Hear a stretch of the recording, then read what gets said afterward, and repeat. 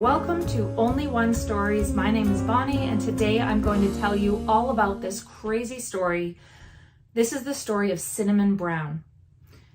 So in 1985 in California, David Brown and his wife Linda were living together in their home along with their 7-month-old baby.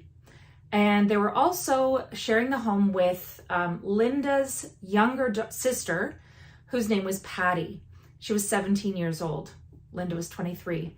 And David also had been married a few times previously. And he had a daughter named Cinnamon, and she was 14 years old. And Cinnamon sometimes lived with her mom, who was David's ex-wife, and sometimes lived with David. So at this point, she was living with David and Linda. One day, David decided to leave the home late at night. He said that he had insomnia or something, some reason to get out of the house for a little while, drive around. About an hour later, he returned to his home and he found Linda, his wife, 24 years old. She had been shot twice in the chest.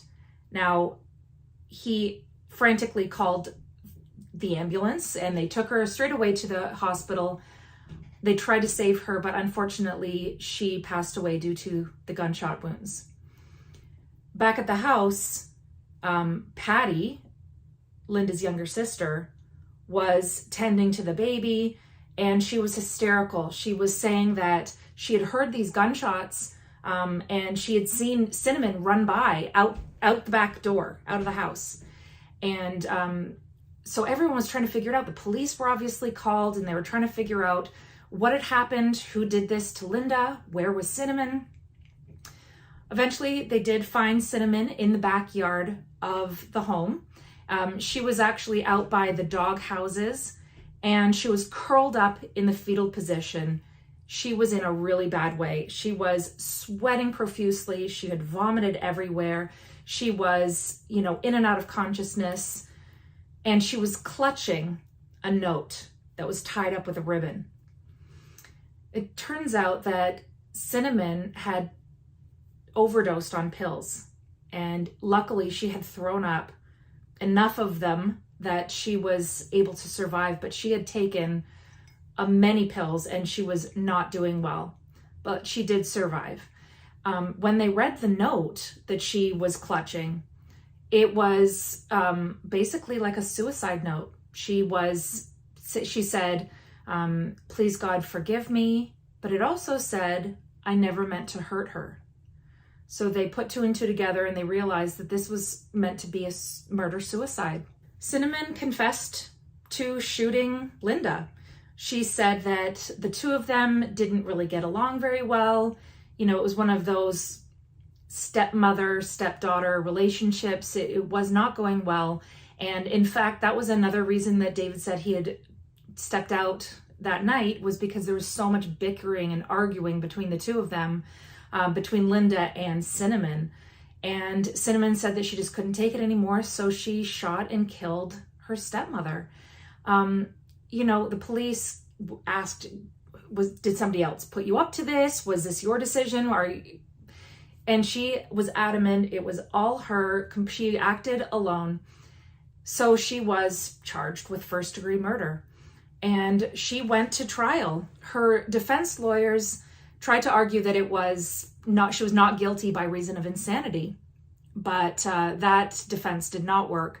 So she was sentenced to 27 years in prison.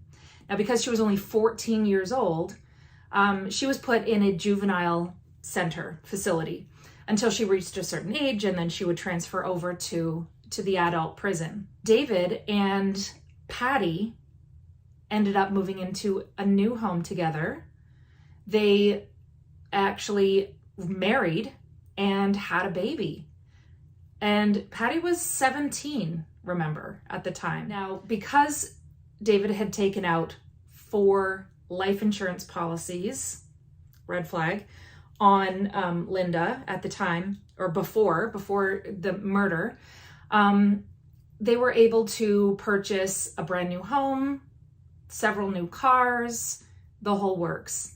And they started this life together. Now, when Cinnamon found out about her father and Patty's relationship, she was not happy.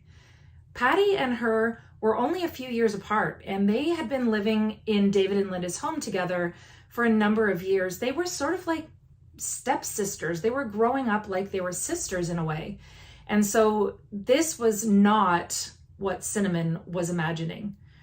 So when she found out about her father and Patty, she decided to tell the truth of what really had happened. David had put Cinnamon up to this. In fact, it was all David's idea. He had been brainwashing both Patty and Cinnamon for years. He had told the girls years before that Linda was trying to kill him.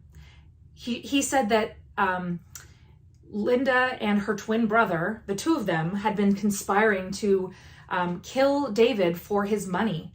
He was fairly successful. He was a computer entrepreneur, and he was successful in his career. And so he convinced these two young girls that Linda was going to kill him unless they did something about it.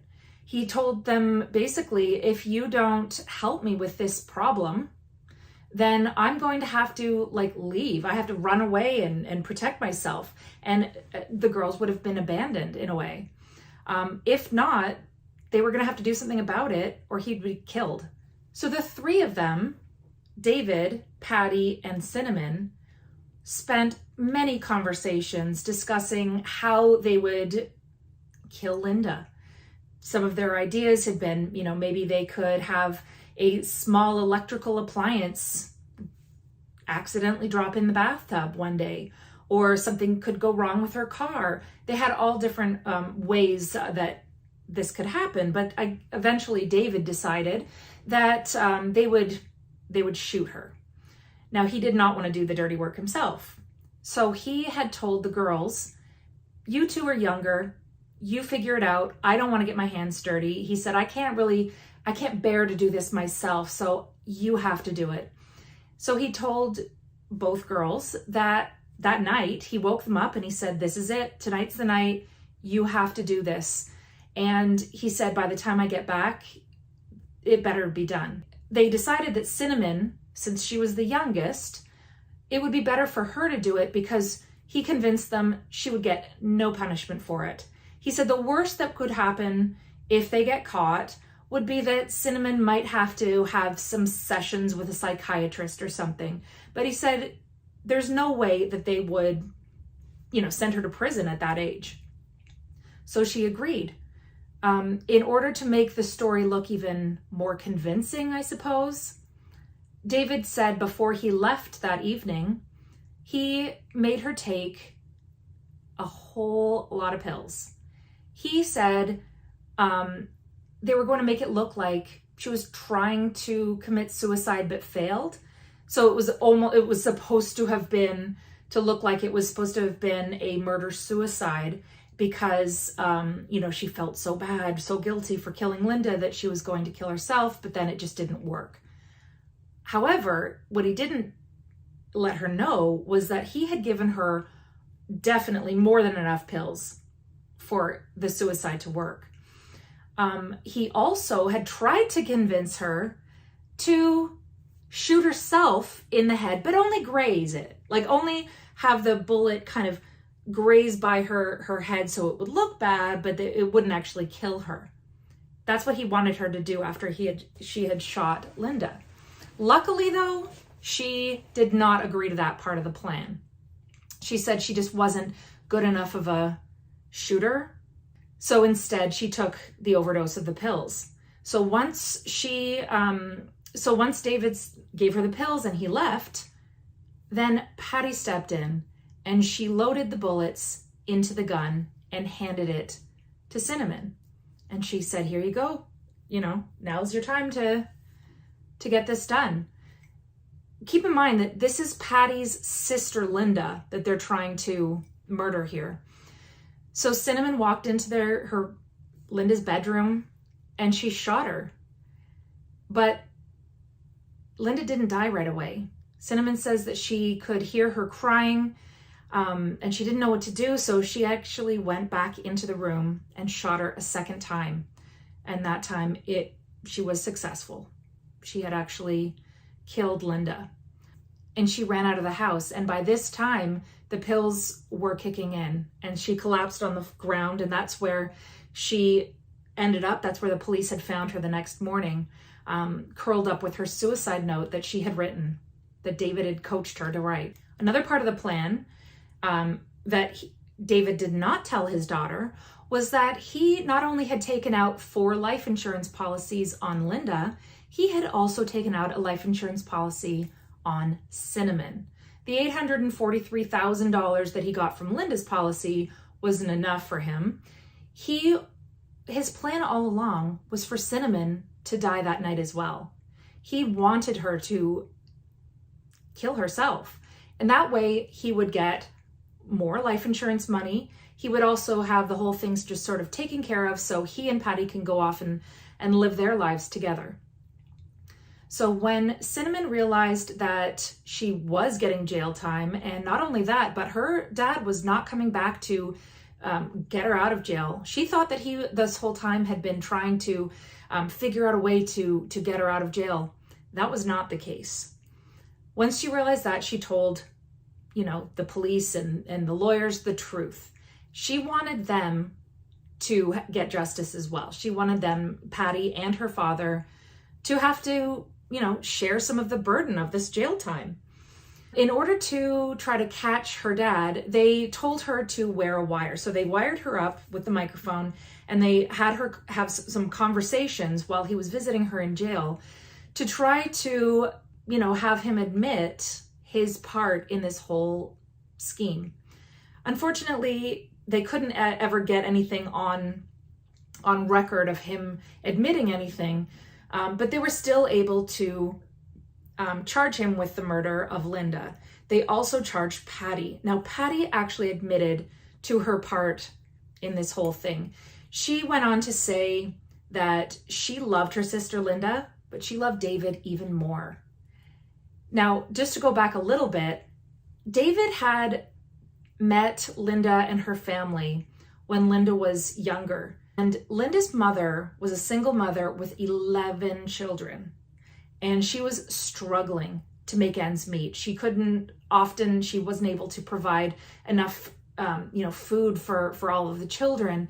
And it was really a struggle for her. And David stepped in just to help. He often would buy them groceries, buy them some McDonald's. Like, he was there to sort of help out. He also dated one of Linda's older sisters before he went on to Linda. He also told Linda's mother that he was about to die from cancer. Spoiler alert, he was not. This was all a lie. He was just a huge manipulator.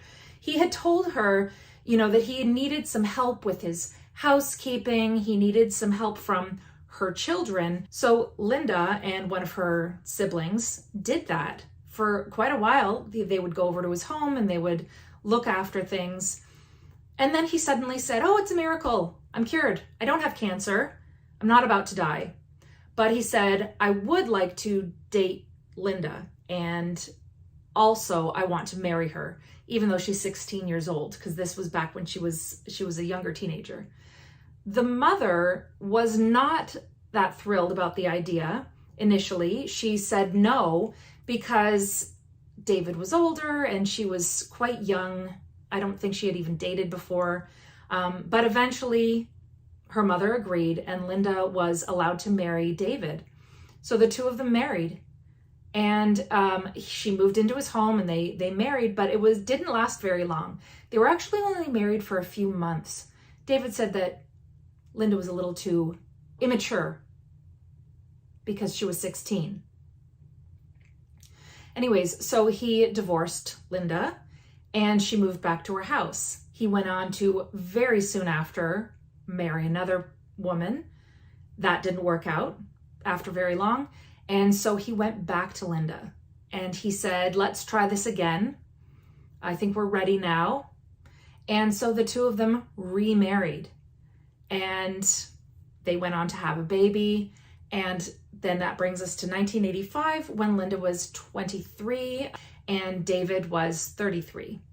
They actually brought Patty into their home to live because, again, her home life with the mother and all the siblings, it wasn't very stable. So David and Linda decided that it would be better for Patty for her to move in. So she was about 12 years old when she moved in with them. And he started grooming her pretty early on. She had a crush on David, and he took advantage of that. And he, like I said, he groomed her from a very early age. He was planning this quite early on.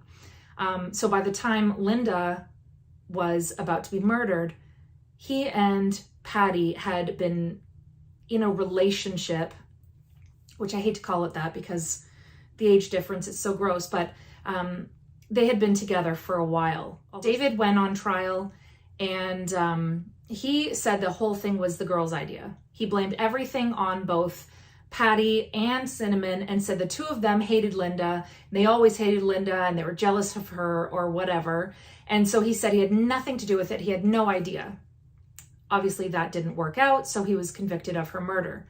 But not only that, now David decided that in order to help himself out during this trial, he was going to have a few people killed. So he hired a hitman. And I think he found somebody in one of the inmates. He wanted them to kill Patty. And he and Patty had a baby together, but he didn't care. He wanted Patty to be killed. And she was actually in prison at the time too. And they were going to somehow get that arranged. He was also planning on having the hitman murder the prosecutor and one of the lead investigators. So he actually he had his brother bring the money to this hitman, but the hitman snitched on him, and they did one of those police sting operations and had, an undercover cop do the whole thing. It's always an undercover cop. I don't know what people will never learn. And so he was actually charged with 3 counts of murder for hire.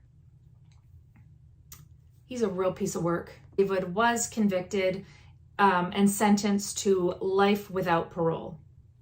He went on to die of natural causes in prison when he was about 61 years old.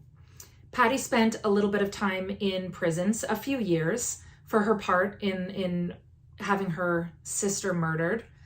And Cinnamon spent 7 years in prison. Now she was sentenced to 27 years, but she got a lighter sentence, and she spent from ages 14 to 21 in prison.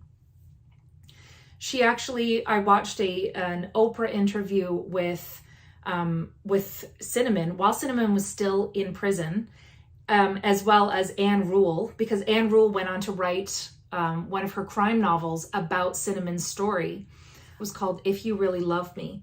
And the reason the title is that because David had told, one of the ways that David had convinced Cinnamon to do this was he said to her, as he was right before he left that evening, he said, "If you really love me, you will do this for me." And she really loved her dad. She really thought that she was doing the right thing. She was protecting her dad's life. She honestly thought he had brainwashed her, manipulated her into thinking that Linda was going to kill him.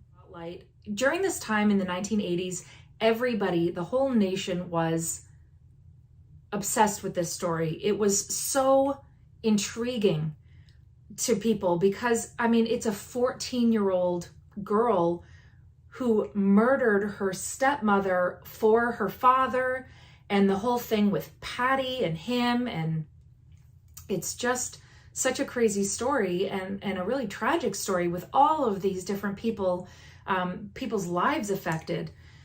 Cinnamon did go on to have her own family. She married, I think she had some children, but she's been out of the spotlight for a while now.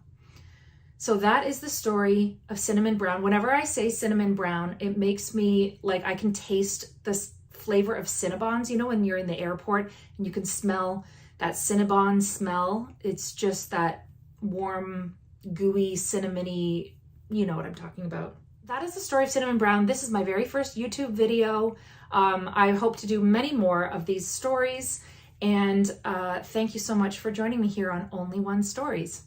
If you would like to follow me on TikTok, where I tell shorter stories, or on Instagram, you can find the links below, and also you can check out my Only One Knit Toys store, my online store, where I sell lots of really cute little knitted pets. See you next time.